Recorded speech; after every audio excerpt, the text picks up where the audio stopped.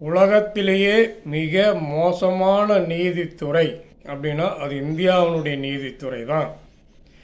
இப்போ தான் கிரிமினல் கேஸில் ஒரு சில மாற்றங்களை கொண்டு வந்திருக்காங்க. அது ஒரு நல்ல விஷயம். அதை எதிர்த்து வக்கீல் போராடிட்டு இருக்கான்.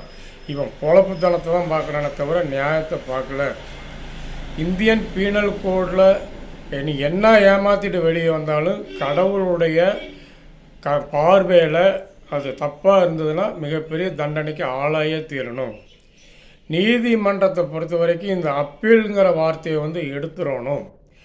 கீழமை நீதிமன்றத்தில் இருக்கக்கூடிய நீதிபதியும் சுப்ரீம் கோர்ட்டு நீதிபதியும் இணையாக தான் பார்க்கணும்.